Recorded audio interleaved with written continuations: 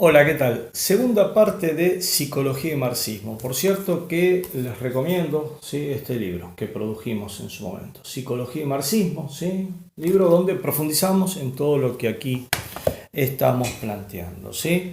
Y en esta segunda entrega, por supuesto, les recomiendo que vean el capítulo 1 de esta serie, Concepción marxista del ser humano, si quieren el 2, Hombre nuevo, mujer nueva, y por supuesto, la primera parte de Psicoanálisis y Marxismo. Vamos a ver un poco las bases teóricas y ya un poquito más en profundidad las contraposiciones entre psicología, psicoanálisis y marxismo, ¿sí? Por empezar, una que ya vimos, no voy a profundizar en eso, la teoría pulsional de Freud con sus pulsiones sexuales y de muerte. Pulsión, concepto que tiene que ver con el instinto según los psicoanalistas, pero que no son exactamente distintos porque no tienen su fijeza y que determinarían todo lo humano, se contrapone a la sexta tesis sobre Feuerbach, donde se plantea que la esencia del ser humano está en el conjunto de las relaciones sociales que lo determinan, sexta tesis de Karl Marx, ¿sí? Por lo tanto, ahí tenés dos visiones, ¿sí? Una mistificada, ¿sí?, unas pulsiones que nunca nadie vio, ni conoció, ni entendió, ni supo de su existencia, versus una visión científica que va a partir para investigar al ser humano, de acuerdo al principio de ascensión de lo abstracto a lo concreto, de las categorías más simples a las más complejas, ¿sí? Que va a hacer una relación entre lo histórico y lo lógico, de acuerdo a lo que vimos en el capítulo de las categorías de la dialéctica, y que entonces vas a ver al psiquismo no como algo mágico, sino como un producto de un proceso evolutivo, ¿sí? Fíjense, Leontief, uno de los tres que integraron esa troika maravillosa, Vygotsky, Luria, Leontief, ¿sí? Esto se estudia en las facultades en Cuba. Empieza por la categoría de actividad, después va a conciencia, personalidad. Categoría más simple, categoría más compleja. La actividad está en los animales, y en el desarrollo, la actividad se va desplegando la conciencia como elemento regulador superior de la actividad en el mundo, y después la personalidad como ya un elemento necesario en las sociedades un poco más complejas, ¿sí? Un proceso de complejización, ¿sí? Y Leontief da cuenta de esto en este libro maravilloso, se los recomiendo para poder profundizar sobre la visión marxista del ser humano y no en las los burdos reduccionismos que se venden desde el psicoanálisis de lo que es la psicología sociocultural, la psicología marxista. ¿Sí? Digamos que en este sentido Freud obtura la posibilidad de un enfoque científico, y muchos psicoanalistas creen en un libro de Freud que se llama Tótem y Tabú, donde Freud explica esto. Dicen, es un mito, pero es un mito que funciona. Dice, había una vez un protopadre que expulsó a todos los machos de la horda primitiva y se quedó con todas las hembras. Los machos se fueron, dijeron, vamos a matar al protopadre, lo mataron al protopadre, se lo comieron, y cuando comieron su carne en una tarde de festín totémico, introyectaron la culpa, dice Freud, y con ello la ley del padre. No podrás tener sexo con tu madre, no podrás tener sexo con las mujeres que pertenecen al padre, y de ahí la prohibición del incesto, y de ahí el psiquismo actual, donde hay una escisión entre lo consciente y lo inconsciente. Y de ahí surgieron las significaciones, etcétera, etcétera. ¿Sí? En una tarde surge el psiquismo moderno. Es antiintuitivo, pero por sobre todas las cosas es dañino, porque hace que mucha gente de la clase media no pueda acceder a la ciencia y que termine boyando en esa teoría reaccionaria que es el psicoanálisis, ¿sí?, sin poder desplegar sus capacidades, ¿sí? Y fíjense que si nosotros partimos desde una visión evolutiva, realmente es muy interesante lo que te da la ciencia, ¿sí? Nosotros queremos investigar aquello, la sexualidad, por ejemplo, pulsión sexual, punto, no hay más que decir. Bueno, en realidad la ciencia avanza por el tema de las significaciones individuales y sociales que puede tener un ser humano acerca de la sexualidad y de todo el sistema neuroendocrino, ¿sí?, que tiene que ver con la sexualidad en el ser humano, con todo eso que le va pasando al ser humano. Realmente es muy interesante verlo desde el punto de vista científico. Queremos ver la agresividad, por cierto, podemos profundizar en las cargas traumáticas que tiene el ser humano, en los micropensamientos. Hay muchas formas de hoy de analizar por qué se da un impulso agresivo, mientras el psicoanálisis lo deja todo, bueno, esto es la pulsión agresiva, ¿sí? Y fíjense que si queremos investigar esto, Jacques Panksepp ha desarrollado toda una teoría, una teoría que tiene base, que tiene sustento, ¿no? Acerca de qué es lo que plantea Panksepp. Muchos de los aspectos fundacionales y constituyentes de la conciencia humana y sus alteraciones es probable que se presenten de manera homóloga en otros animales, además de los humanos, ¿sí? El hardware cerebral humano fue moderado por la evolución natural y luego social. El software es producto de nuestra actividad concreta en un medio socializado. Y ahí tenemos los tres cerebros, ¿sí? ¿Queremos ver de dónde surge la agresión? ¿De dónde surgen los actos impulsivos? Bueno, tenemos que ver que en el cerebro medio, en la amígdala, vamos a tener todos los circuitos que tienen que ver con nuestros mecanismos de defensa. Ataque, fuga, congelamiento, analgesia, obediencia automática. Esos circuitos están inscritos acá y nos vienen del reino animal. Después está la corteza cerebral, ¿sí? Donde ya ahí podemos tener algunos elementos de cuidado que forman parte de los mamíferos, y el córtex prefrontal, que es lo que dirige toda nuestra acción. Maravilloso, es interesantísimo estudiarlo esto desde el punto de vista científico, y vamos a ver un montón de descubrimientos que están desarrollando actualmente con este esquema, ¿no? Hasta la guerra psicológica actual, la guerra de cuarta y de quinta generación, se basa precisamente en esto. ¿Qué te van a activar? La amígdala, ¿sí? Donde está la memoria emocional, ¿sí? Y realmente verlo desde el punto de vista científico es muy interesante. El psicoanálisis te impide eso, psicoanálisis escolástico, donde, como decíamos, es la moda o es la autoridad, ¿sí? Entonces, ¿en qué se van desplegando? En distintas escuelas. Vos seguís a Melanie Klein, Ferenczi, Sullivan, Anna Freud. Bueno, esas escuelas son esquemas cerrados en sí mismos que son impenetrables a la ciencia, y por lo tanto el psicoanálisis va muriendo, ¿sí? Circuitos de defensa, entonces, mecanismos de defensa opuestos a mecanismos de la vida cotidiana, es lo que ve Panksepp ahí, como cada uno de esos circuitos están ancestralmente desarrollados, donde el ser humano toma toda la evolución anterior y en el psiquismo humano esto se despliega. Por cierto que esto nos da la posibilidad de darle un duro golpe al idealismo, ¿no? Mientras el psicoanálisis abona al idealismo, nosotros vemos que el psiquismo humano no nació al margen de su entorno natural en una primera etapa y sociocultural en una segunda etapa. ¿Qué aportes hace el marxismo a la psicología? En primer término, ver el psiquismo como un reflejo activo del mundo, ¿sí? Desde la primera tesis sobre Feuerbach, Marx dice, nos tenemos que meter con el tema del reflejo activo, ¿sí? Porque se mete el idealismo. Entonces nos ganan en el debate, ¿sí? Leontief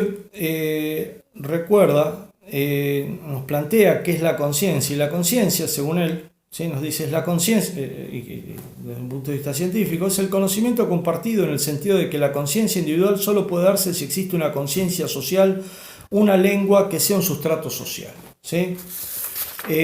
Toma la categoría de conciencia, ¿sí? Y la categoría de conciencia realmente es muy importante para poder entender lo que pasa dentro de nuestro psiquismo, ¿sí? Marx decía, la conciencia, mi actitud hacia el mundo es mi conciencia, ¿sí?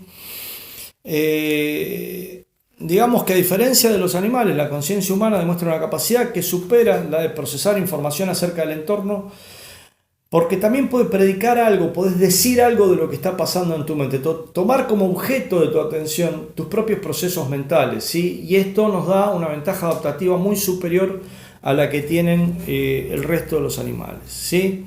El hecho de que existe una diferenciación entre el sujeto cognoscente y el mundo que es autoconsciente. Estos rasgos de autoconciencia ya se dan en los animales sociales más avanzados. Un orangután se puede mirar a un espejo y darse cuenta de que lo que está viendo en el espejo es propio orangután, ¿sí? Estos elementos de autoconciencia van preparando lo que es el salto cualitativo que es el psiquismo humano, ¿sí? Habíamos hablado de la determinación del psiquismo como producto del conjunto de las relaciones sociales, otro de los elementos básicos, ¿sí? Vas a ver en la historia del ser humano por qué es como es, y no en pulsiones abstractas ni en otro tipo de abstracciones.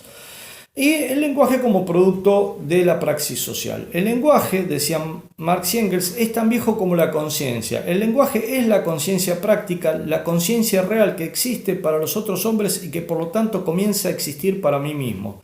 Y el lenguaje nace como la conciencia de la necesidad de los apremios del intercambio con los demás seres humanos, con los demás hombres. Marx y Engels toman la categoría de conciencia, Vygotsky la retoma, y la psicología sociocultural de raíz marxista la toma. Acá tenemos conciencia y lenguaje, ¿sí?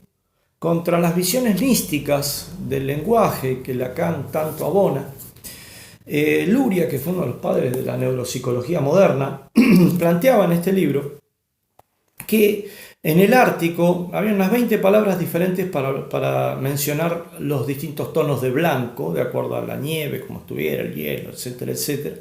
Y que en las selvas había unos 10 colores, más o menos, como para definir los distintos tonos de verde. De aquí los posmodernos y los psicoanalistas extraen la idea de un compañero soviético, psicólogo, neurofisiólogo impresionante, ¿sí? Extraen la idea peregrina de que en realidad el lenguaje nos arroja al reino de lo simbólico, donde nada tiene que ver con la realidad. Y lo que nosotros decimos es que si en el Ártico no sabes los 20 distintos colores de blanco que te permiten moverte y que te permiten tener referencia, donde todo es blanco, te va a comer un oso polar. Te va a comer de la misma manera que en la selva. Si no conoces los distintos tonos de verde, te puede pasar cualquier cosa. Para definir tu ubicación vas a tener que conocer, como todo es verde, vas a tener que conocer distintos tonos de verde. Es decir, el origen de esas categorizaciones es total y absolutamente práctico, ¿sí? Y sirve a la praxis humana, ¿sí? Desde ya. Por cierto que otro de los elementos donde es muy fácil perderse si no tenés la brújula del materialismo histórico es en la dialéctica entre la conciencia social y conciencia individual. Lévi-Strauss en su momento habló de que existe un inconsciente colectivo de donde surge la prohibición del incesto, ¿no? Pues, posmodernismo nos presentó un frente cultural muy amplio de la antropología, pasando a la teoría del poder con Foucault, Barthes con el tema de las significaciones y la semiótica, y parece, ¿cómo están de acuerdo todos? Esto tiene que tener una coherencia muy profunda. En realidad lo que tenían de base era el psicoanálisis, y lo que hace Lévi-Strauss en la antropología es repetir esas cuestiones del psicoanálisis, ¿sí? Y Lévi-Strauss hablaba de un inconsciente colectivo donde tenemos todos metidos la prohibición del incesto y que cada sociedad después la hace a su manera. Nosotros, tomando el marxismo, decimos que no existe conciencia al margen de la conciencia individual. La conciencia, decía Marx, es el ser consciente, no existe conciencia al margen de la conciencia individual. Ahora, el conjunto de las relaciones sociales, las cuales se internalizan en la mente a través de significaciones mediadas por otras conciencias que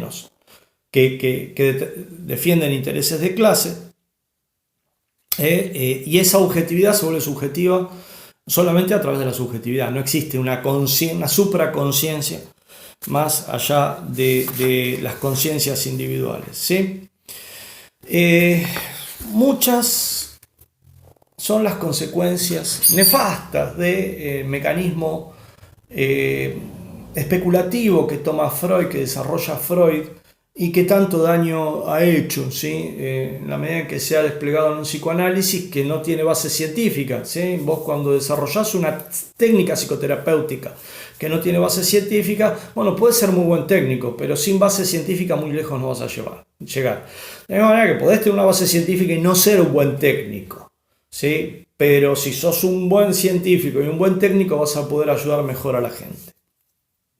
Hay algunas cuestiones dramáticas, como por ejemplo lo que deja Freud en términos de una teoría de las protofantasías, que es un poco complicada. A Freud se le acercaban muchas pacientes mujeres que le confesaban que habían sido abusadas por sus padres, ¿sí?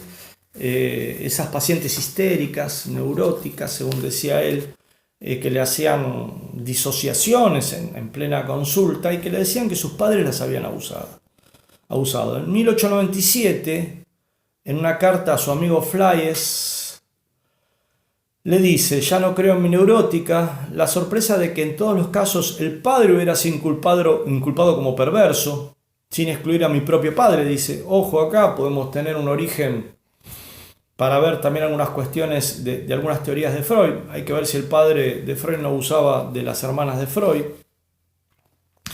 Sin excluir a mi propio padre, la intelección de la inesperada frecuencia de la histeria, en todos cuyos casos debiera observarse idéntica condición, cuando es poco probable que la perversión contra niños esté difundida hasta este punto. La perversión tendría que ser inconmensurablemente más frecuente que la histeria, pues la enfermedad solo sobreviene cuando los sucesos se han acumulado. Es decir, no puedo creer que todos los padres abusaran de sus hijas, ¿sí? Medio pelo vienés victoriano, ¿sí? Los padres traían a sus hijas, le pagaban a Freud la consulta, entonces Freud, ¿qué les decía a sus pacientes? Es toda una protofantasía que viene de la época cavernaria, entonces no te pasó eso. Es terrible esto, porque hay un psicoanalista, no lo va a hacer mucho esto, pero sí la teoría prescribe indicar protofantasías, ¿sí? O por lo menos lo deja como posibilidad, ¿sí? Y esto es complicado porque es un retroceso en la teoría del trauma. Hoy por hoy, lo que Freud llamaba histéricas, se llaman personas con trastorno límite de la personalidad, y el 80% del trastorno límite de la personalidad son mujeres, y el 80% han sufrido abuso sexual infantil, ¿sí? Y los síntomas del TLP, el trastorno límite de la personalidad, que se ven son productos de esa estructura formada sobre un trauma psíquico supramaximal, ¿sí? Entonces son personas que tienen polaridades muy grandes y lo que se les enseña es dialéctica, síntesis dialéctica, que vuelvan a construir síntesis dialéctica.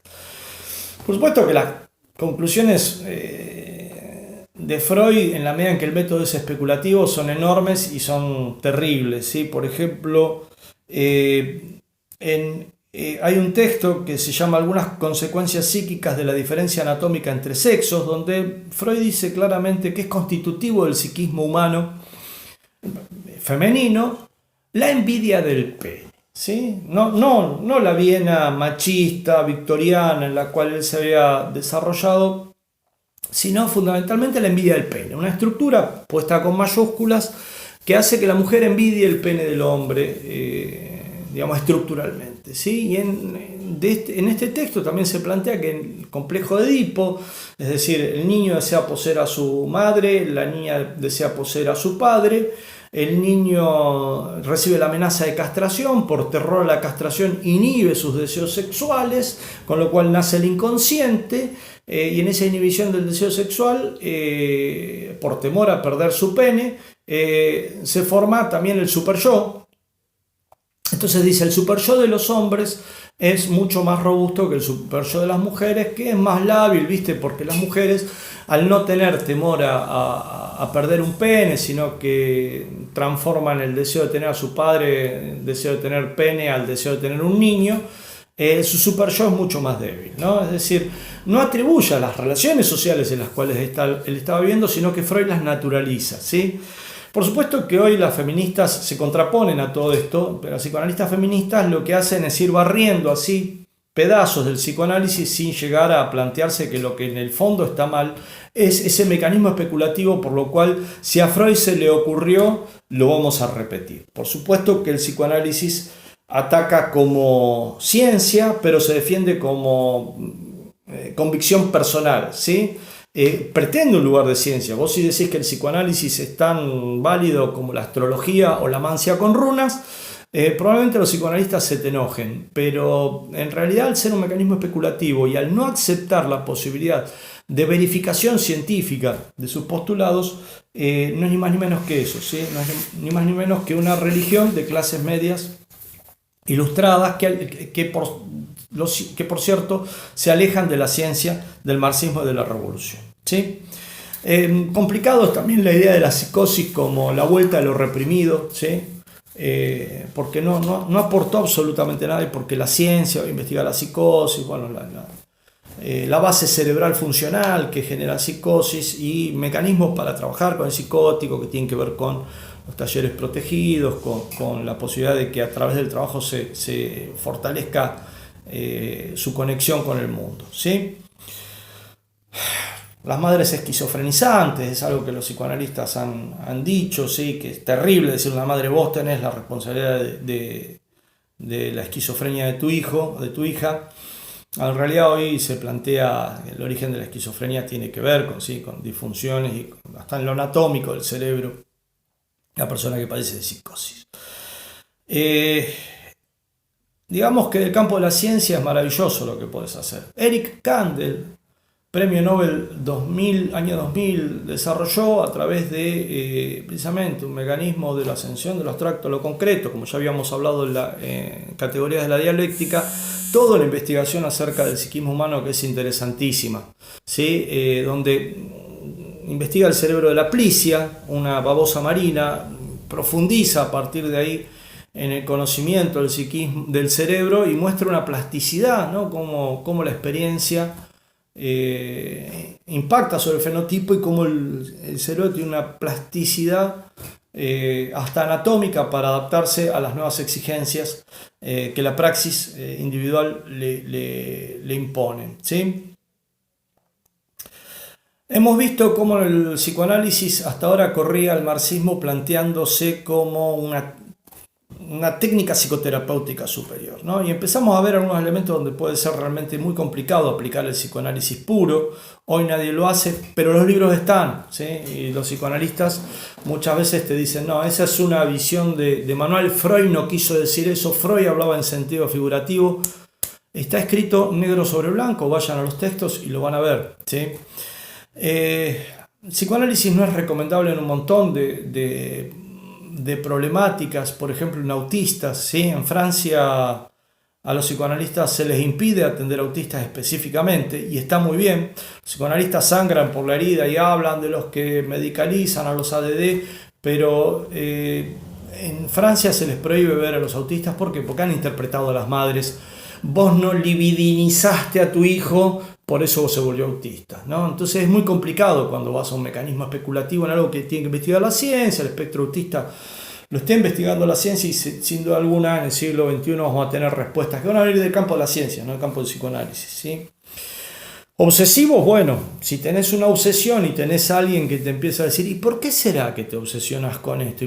¿Por qué será que te obsesionas con esto otro?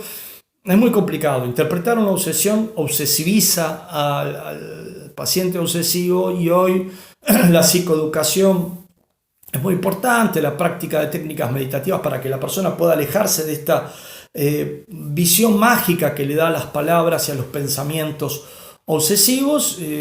Va por otro lado, no va por el lado del psicoanálisis. El psicoanálisis puede hacer mucho daño a un paciente obsesivo, ¿sí? Y de hecho, El hombre de los lobos, uno de los cuentitos de Freud, de uno de los pacientes que atendió, Freud no le hizo ningún bien, por más que en su historia del hombre de los lobos miente, como demuestra el libro negro del psicoanálisis, y cuando al hombre de los lobos se lo vio ya de grande, dijo, no, Freud no me hizo ningún bien, fue una desgracia como todos los demás psicólogos que me atendieron. Las psicosomáticas, bueno, el imperialismo de la histeria, ¿no? Enfermedades psicosomáticas, el psicoanálisis ha planteado que todo es conversión, estás haciendo un ataque cardíaco, estás haciendo una parálisis, todas las enfermedades de origen orgánico que tengan que ver con lo orgánico, el psicoanálisis se mueve muy mal y puede llegar a interpretarte un tumor cerebral, así que hay que tener muchísimo cuidado. En términos de la desregulación emocional también, la incapacidad del psicoanálisis de acudir a una batería psicoeducativa para las personas que tienen desregulación emocional, como ya vimos el trastorno límite de la personalidad, que requieren, al haber tenido un trauma psíquico, no han podido desarrollar un propio arsenal de aprendizajes en términos de habilidades emocionales. Bueno, esto psicoanálisis no hace mucho bien, ¿sí? Por lo tanto, interpreta elementos de desregulación emocional que tienen que ver con el psiquismo que se desarrolla a partir de un trauma psíquico. En las adicciones hacen mucho daño también, actualmente están en la idea de la reducción de daño, con lo cual no pueden ir a la base de las adicciones, que son los traumas. Y en trauma el daño, que bueno, ya lo vimos con el tema de las protofantasías, ¿sí? Desconocen el trauma. Muchos ex detenidos desaparecidos al día de hoy no tienen psicoeducación acerca del trauma. El trauma psíquico precisamente implica que aquí en la amígdala quedan neuronas hiperpotenciadas, por lo tanto los mecanismos que permiten que la carga traumática que está acá pueda conectarse con las redes neurales, queda ahí hiperpotenciada en las neuronas y hace síntomas que son los síntomas postraumáticos, impiden la regulación de la corteza cerebral, ¿sí? Estas descargas, ¿sí? Digo, lo que vas a tener cuando tengas trauma es reexperimentación, evitación, embotamiento, ¿sí? Y activación del sistema nervioso central. Esto, muchos ex detenidos desaparecidos que han sido atendidos por psicoanalistas lo desconocen. El psicoanalista te va a interpretar tu Edipo y digo, generalmente esto ha pasado, no es que lo invento, ¿sí? Sí, ha pasado en muchos casos.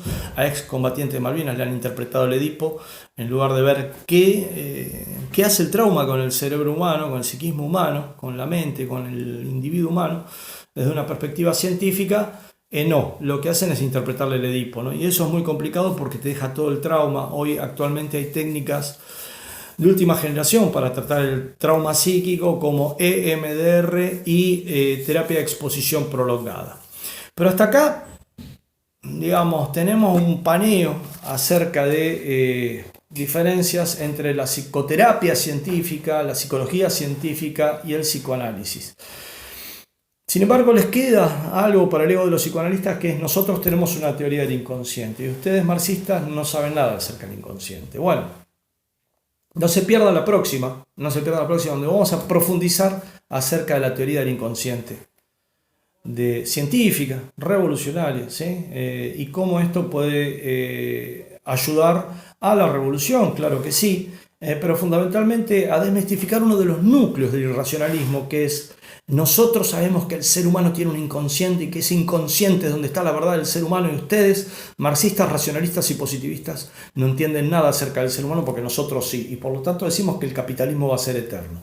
Bueno, vamos a ver un poco acerca de la concepción científica del inconsciente. Por hoy cerramos 2 entregas en un día.